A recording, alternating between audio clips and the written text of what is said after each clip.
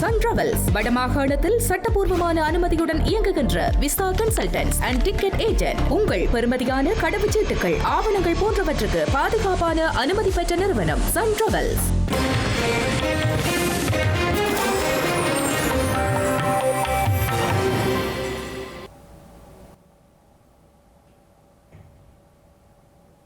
வணக்கம்.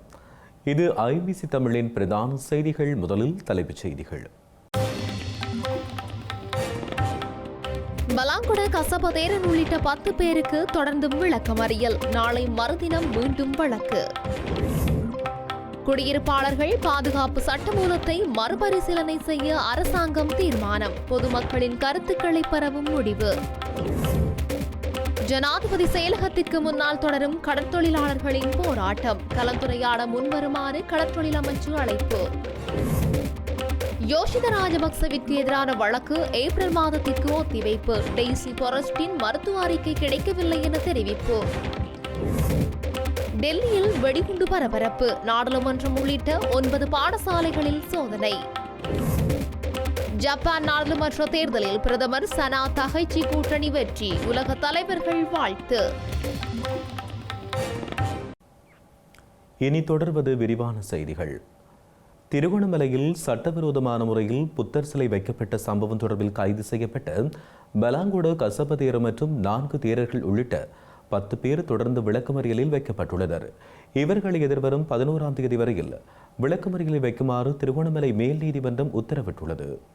திருகோணமலையில் உள்ள விகாரை ஒன்றில் புத்தர் சிலை ஒன்றை வைக்க முற்பட்டதை அடுத்து கடந்த ஆண்டு நவம்பர் மாதம் 16ஆம் தேதி அங்கு அமைதியற்ற சூழல் ஏற்பட்டிருந்தது. இந்த சம்பவம் தொடர்பில் கைது செய்யப்பட்ட பலாங்குட கசபதேரர் உள்ளிட்ட 4 பிக்குகள் மற்றும் 6 சந்தேக நபர்கள் தொடர்ந்தும் இன்று வரையில் விளக்கமறியலில் வைக்கப்பட்டுள்ளனர். இந்த நிலையில் குறித்த வழக்கு திருகோணமலை நீதவான் நீதிமன்றில் இன்று மீண்டும் விசாரணைக்கு எடுத்துக் கொள்ளப்பட்ட நிலையில் பலாங்குட கசபதேரர் மற்றும் 4 பிக்குகள் உள்ளிட்ட 10 பேர் நீதிமன்றத்தில் முன்னிலைப்படுத்தப்பட்டனர். இதன்பொழுது எதிர்வரும் 11ஆம் தேதி வரையில் அவர்கள் விளக்கமறியலை வைக்குமாறு நீதிமன்றம் உத்தரவு பிறப்பித்துள்ளது. ஸ்ரீலங்கா நாடாளுமன்றத்தில் சமர்ப்பிக்கப்பட்டுள்ள குடியிருப்பாளர்கள் பாதுகாப்பு சட்டமூலம் குறித்து மறுபரிசீலனை செய்ய அரசாங்கம் தீர்மானித்துள்ளதாக சட்டமா அதிபர் இன்று உயர் நீதிமன்றத்துக்கு அறிவித்துள்ளார்.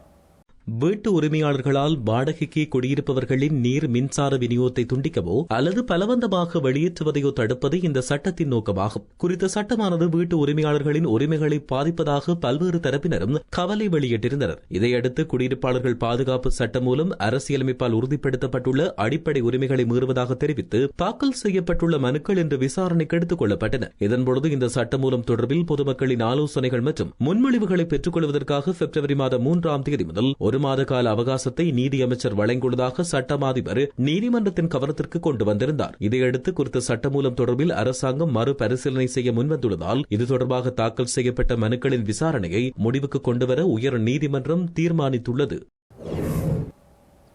ஸ்ரீலங்கா ஜனாதிபதி செயலகத்துக்கு முன்பாக கடற்றொழிலாளர்கள் ஆரம்பித்த சத்தியாகிரக போராட்டம் குறித்து இந்த நேரத்தில் நேரடியான கருத்தை தெரிவிக்க முடியாது என கடற்றொழில், நீரியல் மற்றும் கடல் வளங்கள் பிரதியமைச்சர் ரத்ன கமக்கி தெரிவித்துள்ளார். கொழும்பில் இன்று நடைபெற்ற ஊடகவியலாளர் சந்திப்பில் கலந்து கொண்டு உரையாற்றிய பொழுதே அமைச்சர் இவ்வாறு தெரிவித்தார். முல்லைத்தீவு மற்றும் கொக்குழாய் பகுதிகளைச் சேர்ந்த கரைவலை கடற்றொழிலாளர்கள் வின்ஸ் இயந்திர பயன்பாட்டுக்கு விதிக்கப்பட்டுள்ள தடையை நீக்க வலியுறுத்தி கடந்த 5ஆம் தேதி முதல் ஜனாதிபதி செயலகத்துக்கு முன்பாக போராட்டத்தில் ஈடுபட்டனர். இந்நிலையில் போராட்டத்தில் ஈடுபட்ட கடற்றொழிலாளர்களுடன் பேச்சுவார்த்தை நடத்த தயாராக உள்ளதாக கடல் தொழில், நீரியல் மற்றும் கடல் வளங்கள் பிரதியமைச்சர் ரத்னகமகே தெரிவித்தார். அத்துடன் தவறான முடிவுகளுக்கு பதில்கள் இல்லை எனவும் தடைக்கு எதிராக நீதிமன்றில் வழக்கு தாக்கல் செய்யப்பட்டுள்ளதால் 27ஆம் தேதி வரை இதுகுறித்து கருத்துக்களை தெரிவிக்க முடியாது என்றும் கூறியுள்ளார். வழக்கின் தீர்ப்புக்கு பின்னர் கலந்துரையாட தயாராக உள்ளதாகவும் சுற்றுச்சூழலை பாதுகாக்கவும் கடற்தொழிலாளர்களை பாதுகாக்கவும் எதிர்காலத்தில் நடவடிக்கை எடுக்கவும் நாங்கள் தயாராக உள்ளதாக அவர் இதன்பொழுது தெரிவித்துள்ளார். ஸ்ரீலங்கா முன்னாள் ஜனாதிபதி மஹிந்த ராஜபக்சவின் மகன் ஜோசித ராஜபக்ஷ மற்றும் அவருடைய பாட்டி டெய்சி போரஸ் ஆகியோருக்கு எதிராக சட்டமா அதிபர் தாக்கல் செய்த வழக்கினை ஏப்ரல் மாதம் 24ஆம் தேதி மீண்டும் விசாரணைக்கு எடுத்துக்கொள்ள கொழும்பு மேல் நீதிமன்றம் இன்று உத்தரவிட்டுள்ளது. பண மோசடி தடுப்பு சட்டத்தின் கீழ் ஜோசித ராஜபக்ஷ மற்றும் அவரின் பாட்டி டெய்சி போரஸ்ட் ஆகியோருக்கு எதிராக சட்டமா அதிபர் தாக்கல் செய்த வழக்கு கொழும்பு மேல் நீதிமன்ற நீதிபதி ரஷ்மி சிங்கப்புலி முன்னிலையில் இன்று விசாரணைக்கு எடுத்துக் கொள்ளப்பட்டது. பிரதிவாதிகள் சார்பில் முன்னிலையான அரசு சட்டத்தரணி ஆக்ஸ்வார்டு பெரேரா பிரதிவாதியான டெய்சி போரஸ்ட் விசாரணையை தாங்கும் அளவுக்கு மனரீதியாக தகுதியானவரா என்பது தொடர்பில் கொழும்பு நீதித்துறை மருத்துவ அதிகாரி மூலம் கோரப்பட்ட நிபுணர் மருத்துவ அறிக்கை இன்னும் பெறப்படவில்லை என்று நீதிமன்றம் தெரிவித்தார். இதனால் மருத்துவ அறிக்கை கிடைக்கும் வரையில் வழக்கை விசாரிக்க வேறு தேதியை வழங்குமாறு அவர் நீதிமன்றத்தை கோரியுள்ளார். இதேவேளை குறித்த கருத்துக்களை பரிசீலித்த நீதிபதி வழக்கை ஏப்ரல் 24ஆம் தேதி மீண்டும் விசாரிக்க உத்தரவிட்டுள்ளார். யாழ்ப்பாணம் நகர் பகுதியில் உள்ள வெற்றுக்காணிக்குள் இருந்து வெடிபொருட்கள் மீட்கப்பட்டுள்ளன. யாழ்ப்பாண போதனா வைத்தியசாலையின் பின்புறமாக உள்ள பொன்னம்பலம் வீதியில் உள்ள தனியாருக்கு சொந்தமான காணியை நேற்றைய தினம் ஞாயிற்றுக்கிழமை துப்புரவு செய்தபோது துப்புரவு பணியாளர்கள் சந்தேகத்துக்கிடமான பொதியொன்றை அவதானித்துள்ளனர். அது தொடர்பில் யாழ்ப்பாண காவல்துறைக்கு அறிவிக்கப்பட்டதை அடுத்து சம்பவ இடத்துக்கு சென்ற காவல்துறையினர் விசாரணைகளை முன்னெடுத்துள்ளதோடு பொதி தொடர்பில் சோதனையிட்டனர். இதன்போது கையெறி குண்டு, காலிபர் ரக துப்பாக்கி தோட்டாக்கள் காணப்பட்டன. பொதியினுள் உள்ள வெடிபொருட்கள் தொடர்பில் யாழ் நீதவான் நீதிமன்றில் அறிக்கை தாக்கல் செய்த பிற்பாடு நீதிமன்ற உத்தரவுக்கு அமைய அடுத்த கட்ட நடவடிக்கைகளை எடுக்க உள்ளதாகவும் அதன் பின்னரே மீட்கப்பட்ட வெடிபொருட்கள் தொடர்பிலான தகவல்களை வெளியிட முடியும் என்றும் காவல்துறையினர் தெரிவித்துள்ளனர். பட்டதாரிகளை ஆசிரியர் சேவையில் உள்ளிருப்பதற்காக வெளியிடப்பட்ட வர்த்தமானியில் கிழக்கு மாகாணம் புறக்கணிக்கப்பட்டுள்ளதாக மட்டக்களப்பு மாவட்ட வேலையற்ற பட்டதாரிகள் சங்கம் குற்றம் சாட்டியுள்ளது. மட்டு ஊடக அமையத்தில் இடம்பெற்ற ஊடகவியலாளர் சந்திப்பின் பொழுது அவர்கள் இவ்வாறு குறிப்பிட்டுள்ளனர். மட்டக்களப்பு மாவட்ட வேலையில்லா பட்டதாரிகள் என்று சொல்வதை விட ஏமாற்றப்பட்டவர்கள் என்றே சொல்ல வேண்டும் என மாவட்ட வேலையற்ற பட்டதாரிகள் சங்கம் குற்றம் சாட்டியுள்ளது. தாங்கள் அரசாங்கத்துக்கு எதிரானவர்கள் அல்ல எனவும் தமது உரிமைகளுக்காக போராடுகின்றவர்கள் எனவும் கூறியுள்ளனர். அந்த வகையில் இந்த ஆண்டில் அரசாங்கத்தால் வெளியிடப்பட்ட ஆசிரியர் சேவைக்கு ஆட்சேர்ப்பு செய்வதற்கான சுற்று நிறுவத்தில் கிழக்கு மாகாணம் முற்றிலும் புறக்கணிக்கப்பட்டுள்ளதாகவும் அவர்கள் குறிப்பிட்டனர். மட்டக்களப்பு மாவட்ட வேலையில்லா பட்டதாரிகள் கடந்த 6 வருடங்களுக்கு மேலாக எவ்வித போட்டி பரீட்சைகளுக்கும் உள்வாங்கப்படவில்லை என்றும் இது தொடர்பில் கிழக்கு மாகாண ஆளுநர் உள்ளிட்ட அனைவருக்கும் தெரியப்படுத்தியும் எவ்வித நடவடிக்கையை மேற்கொள்ளப்படவில்லை என்றும் சுட்டிக்காட்டியுள்ளனர்.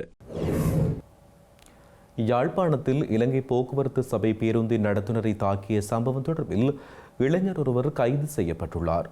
யாழ்ப்பாணத்திலிருந்து வவுனியா நோக்கி பயணித்த பேருந்தில் மதுபோதையில் மிதிப்பலகையில் பயணம் செய்த இளைஞரை பேருந்திலிருந்து இறங்குமாறு நடத்துனர் கூறியுள்ளார். அதனால் நடத்துனருக்கும் மதுபோதையில் இருந்த இளைஞனுக்கும் இடையில் முருகல் நிலைமை ஏற்பட்டதை தொடர்ந்து குறித்த இளைஞன் நடத்துனரை தாக்கியுள்ளார். இதன்பொழுது அருகில் இருந்தவர்கள் இளைஞனை மடக்கி பிடித்து யாழ்ப்பாண காவல்துறையினருக்கு அறிவித்துள்ளனர். இதனையடுத்து சம்பவ இடத்துக்கு விரைந்த காவல்துறையினரிடம் இளைஞன் ஒப்படைக்கப்பட்ட நிலையில் அவர் தடுத்து வைக்கப்பட்டு விசாரணைகள் மேற்கொள்ளப்பட்டு வருவதாக தெரிவிக்கப்படுகின்றது. இந்திய நாடாளுமன்றம் மற்றும் டில்லியில் உள்ள 9 பாடசாலைகளுக்கு இன்று மர்ம நபர்கள் வெடிகுண்டு மிரட்டல் விடுத்துள்ளனர். எனினும் வெடிகுண்டு செயலிழப்பு படையினர் நடத்திய சோதனையில் வெடிகுண்டு மிரட்டல் போலியானது என்பது தெரிய வந்துள்ளது. டில்லியில் உள்ள 9 பாடசாலைகளுக்கு இன்று மின்னஞ்சலூடாக வெடிகுண்டு மிரட்டல் விடுக்கப்பட்டுள்ளது. அதேபோன்று டில்லி நாடாளுமன்ற வளாகத்திற்கு வெடிகுண்டு மிரட்டல் விடுக்கப்பட்டுள்ளது. இதுகுறித்து காவல்துறையினர் மற்றும் தீயணைப்பு படையினருக்கு தகவல் வழங்கப்பட்டுள்ளது. இதனைத் தொடர்ந்து காவல்துறையினரும் வெடிகுண்டு நிபுணர்களும் இணைந்து மோப்ப நாய்களின் உதவியுடன் தீவிர சோதனை நடத்தியிருந்தனர். அந்த சோதனைகளில் சந்தேகத்துக்கிடமான பொருட்கள் எதுவும் கண்டறியப்படவில்லை. இதையடுத்து வெடிகுண்டு மிரட்டல் போலியானது என்று தெரிய வந்துள்ளது. மிரட்டல் விடுத்த மர்ம நபர்கள் தொடர்பில் காவல்துறையினர் விசாரணைகளை நடத்தி வருகின்றனர். இந்த வெடிகுண்டு மிரட்டல் சம்பவம் இன்று டில்லியில் பெரும் பரபரப்பை ஏற்படுத்தியுள்ளமை குறிப்பிடத்தக்கது. ஜப்பானில் நடைபெற்ற நாடாளுமன்ற தேர்தலில் பிரதமர் சனா தகைச்சி தலைமையிலான ஆளும் விடுதலை ஜனநாயக கட்சி கூட்டணி அமோக வெற்றியினை பெற்றுள்ளது. ஜப்பானின் முதல் பெண் பிரதமராக சனா தகைஷி பதவியேற்று 4 மாதங்களின் பின்னர் மக்களிடம் நேரடி அங்கீகாரம் பெறுவதற்காக நேற்று நாடாளுமன்ற தேர்தல் நடத்தப்பட்டுள்ளது. 465 இடங்களுக்கு நடத்தப்பட்ட இந்த தேர்தலில் பிரதமர் சனா தகைஷியின் விடுதலை ஜனநாயக கட்சி மற்றும் அதன் கூட்டணி கட்சிகள் இணைந்து 352 இடங்களை கைப்பற்றியுள்ளன. ஆளும் விடுதலை ஜனநாயக கட்சி மாத்திரம் தனியாக 316 இடங்களை பெற்றுக் கொண்டுள்ளது. ஆட்சி அமைப்பதற்கு தேவையான 233 என்கின்ற பெரும்பான்மை பலத்தை விட அதிக இடங்களை கைப்பற்றியுள்ளது. இதனூடாக ஜப்பான் நாடாளுமன்றத்தில் 3/2 பெரும்பான்மை பலத்தை சனா தகைஷியின் கூட்டணி பெற்றுள்ளது. இதனிடையே எதிர்க்கட்சிகள் அனைத்தும் இணைந்து 113 இடங்களை மட்டுமே பெற்று பின்னடைவை சந்தித்துள்ளன. இந்த நிலையில் நாடாளுமன்ற தேர்தலில் வெற்றி பெற்ற ஜப்பானிய பிரதமருக்கு பல நாடுகளின் தலைவர்களும் வாழ்த்துக்களை தெரிவித்துள்ளனர்.